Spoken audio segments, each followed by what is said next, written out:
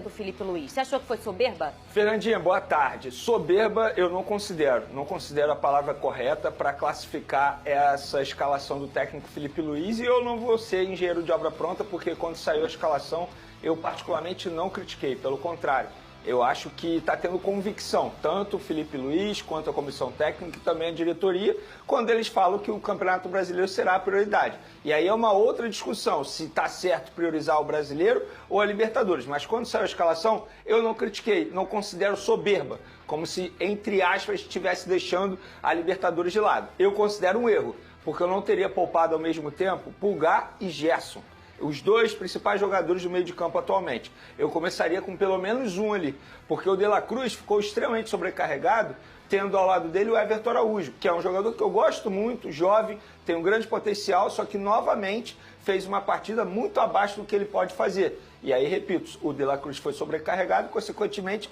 o meio de campo do Flamengo não funcionou, ou melhor, não funcionou da maneira que deveria ter funcionado.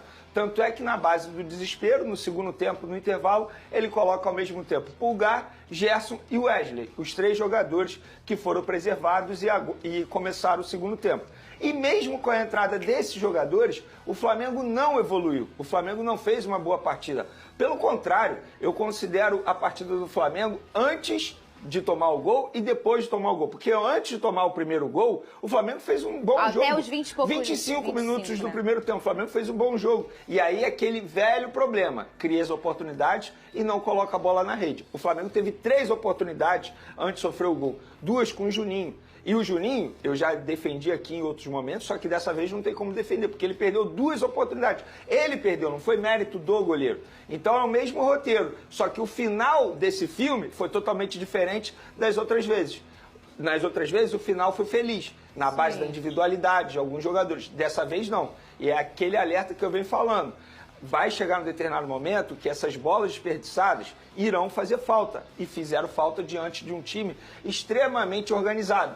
E eu acho até que o Felipe Luiz ele foi pego de surpresa pela postura do time adversário. Porque muita gente imaginava, inclusive a gente aqui, que o Central Córdoba ia chegar aqui no Maracanã, ia jogar numa linha de 5, totalmente retrancado, segurando o jogo. Pelo contrário, eles fizeram um jogo muito bom, foram para cima, tiveram audácia. Tiveram coragem e continuaram tendo coragem mesmo depois de abrir o placar. E eles abriram o placar através de um erro individual, não foi um pênalti por acaso. O Léo Pereira, de uma maneira extremamente infantil e juvenil, botou a mão na bola. E o segundo gol deles foi uma jogada de bola aérea, numa falha defensiva do Flamengo. Então esse jogo foi um dos piores do Flamengo com o técnico Felipe Luiz, se não pior. Se a gente olhar a estatística do jogo, o Flamengo fez 40 cruzamentos. 31 só no segundo tempo. Por quê? Porque estava na base do desespero, porque estava ansioso, porque estava afobado, porque não sabia o que fazer com a bola. Isso é um retrato de um time desorganizado. Transição defensiva totalmente lenta, setor ofensivo que não fez uma marcação sob pressão, como o técnico Felipe Luiz gosta de fazer. Eu acho que não tem que ter caça às bruxas. É um vexame? Eu considero um vexame. Eu considero um vexame. E agora a vida do Flamengo na Libertadores está extremamente difícil. Porque se você olhar a tabela, o Flamengo agora é, entre aspas, obrigado a vencer da LDU fora de casa. Porque perder lá, o que é um resultado normal, tendo em vista que é uma altitude, inclusive, era o único jogo que eu considerava que o Flamengo poderia perder pênalti nessa fase de grupos. Perder lá é um resultado normal. Não, e se não perder... é um vexame em casa, mas matematicamente é o segundo jogo na Libertadores. Não, Fernanda, se os outros jogam e perdem não, também, Fernanda, se o Flamengo perder para a LDU, aí o Flamengo vai ser obrigado a vencer todos os outros jogos. Tudo depende também do resultado dos outros jogos. Então, é isso que eu tô falando. Só que ninguém vai ganhar tudo também. Mas, Fernanda, o Flamengo está se colocando numa situação difícil, como se colocou nos outros anos, de um mole bobo. Como é que você perde em casa para o Central Córdoba? Da maneira que perdeu. O Flamengo está dando mole. O Flamengo vai ser obrigado a vencer da LDU, porque senão vai passar sufoco como passou nos outros anos. E é isso, isso é matemática, não é o Veni que está dizendo. Não, é matemática, é uma previsão, porque você não sabe o que vai acontecer nos outros jogos. Não, olha... Ninguém vai ganhar tudo também. Beleza, só que o Flamengo não pode... Assim, eu acho que... Fernanda, supondo que o Flamengo não é normal perca. esse placar em casa? Não é, tem que cobrar, você cobrou. Mas eu também acho que assim, agora se complicou, calma, é o segundo jogo. Não é que se complicou, é que se pode se complicar, ele pode se complicar se ele perder para a LDU. Se ele perder para a LDU, ele vai fazer 3 pontos em 3 jogos. E fica uma situação difícil. Por quê? Ele vai ser obrigado a vencer os outros jogos. E, teoricamente, você atrapalha o seu planejamento. Qual é o seu planejamento? Ou você acha que o Felipe Luiz queria botar o time titular contra a LDU? Agora ele vai ter que colocar o time titular. Então atrapalha o planejamento do Flamengo para o restante da Libertadores, da fase de grupos e também do Campeonato Brasileiro. É uma situação que o Flamengo está se colocando de uma maneira extremamente difícil, numa fase de grupos que todo mundo imaginava que o Flamengo pudesse vencer todos os jogos. O Vene traz um recorte aqui que eu acho que deveria ser por aí. Talvez poupar uma peça ou outra e não três ao mesmo tempo, dessa importância que foram essas três escolhas, é uma coisa muito difícil, porque começa você ter que ter uma estratégia jogo a jogo e para o calendário brasileiro. Isso é uma estratégia que hoje os times que querem ganhar tudo, que querem se botar postulantes a brasileiro, a Libertadores, eles precisam pensar numa estratégia para o calendário brasileiro. A gente está há 3 anos observando essas escolhas, porque são escolhas que você faz, que você bota o seu time numa situação ou em outra situação. E aí, Pedrosa, você concordou com as escolhas do Felipe Luiz? Isso é muito ruim apontar o dedo agora, né? Claro. É ser resultadista, vocês sabem que eu não gosto disso. E o calendário brasileiro, ele vai dar um nó na cabeça de todo mundo até dezembro, Pedrosa. Olha, Fernanda, boa tarde pra você, Vene, galera de casa. Pra ser muito honesto, eu acho que a escalação que o Felipe Luiz colocou em campo deveria ser suficiente para vencer o Central Córdoba. Agora, eu discordo bastante da diretoria do Flamengo quando ela prioriza o Campeonato Brasileiro. A principal competição da América do Sul se chama Libertadores e o Flamengo tem uma oportunidade de ser o primeiro tetracampeão brasileiro, inclusive da Libertadores, já que o São Paulo tem 3, o Santos tem 3, o Palmeiras tem 3, enfim. Então, é uma competição que o Flamengo, com certeza, seria favorito nesse grupo e que já não é mais.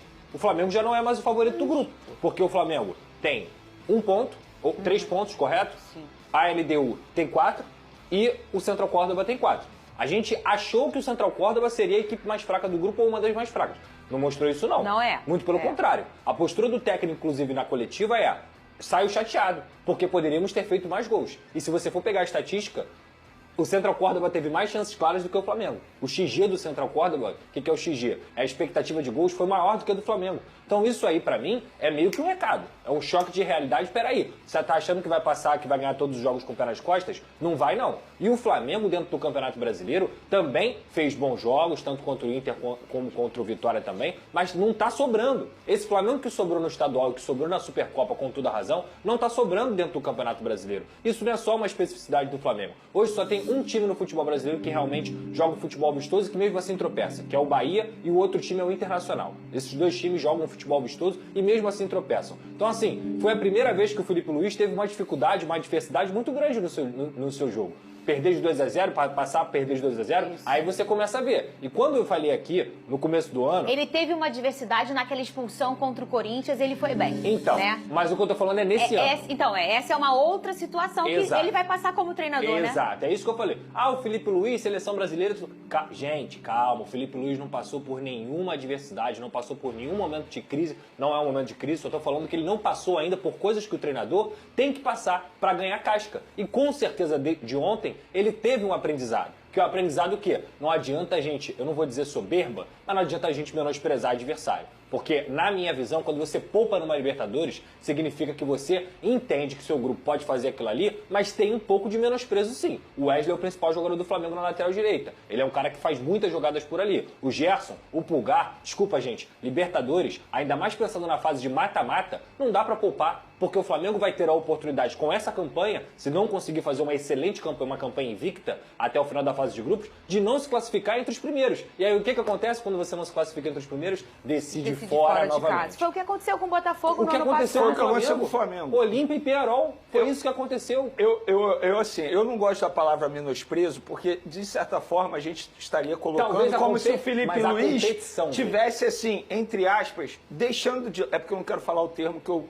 falaria no meu canal no YouTube, por exemplo, aqui no SBT, eu não vou falar. Mas como se o Felipe Luiz estivesse deixando de lado a Libertadores. Eu acho que é um erro de planejamento, não menosprezo. Fala, nação rubro-negra. Uma declaração recente de Gabigol está dando o que falar entre os torcedores do Flamengo. Em entrevista, o atacante deixou claro que ainda sonha em vestir novamente o manto sagrado, mais que isso, encerrar sua carreira no clube onde viveu os melhores momentos da sua trajetória como jogador. Gabigol foi protagonista de uma era vitoriosa no Flamengo. Desde sua chegada em 2019, empilhou títulos, marcou gols decisivos e entrou para a história como um dos maiores ídolos do clube.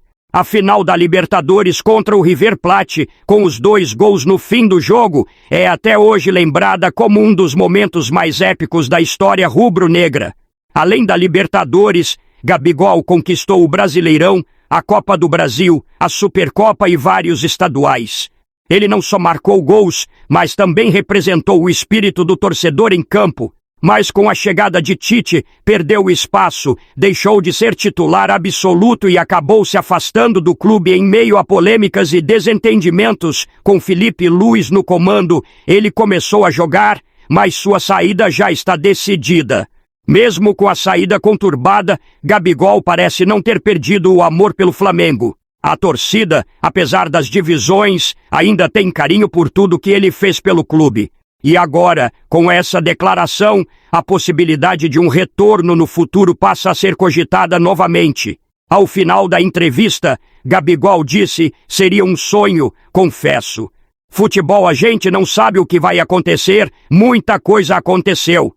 Eu amo a torcida do Flamengo, sempre me apoiaram. É um clube que tenho muito carinho. E aí, nação, será que ainda veremos Gabigol de volta ao Maracanã vestindo o manto sagrado? Você gostaria de ver essa volta acontecer? Comenta aqui embaixo, deixa a curtida no vídeo e se inscreve no canal para não perder nenhuma novidade sobre o Mengão.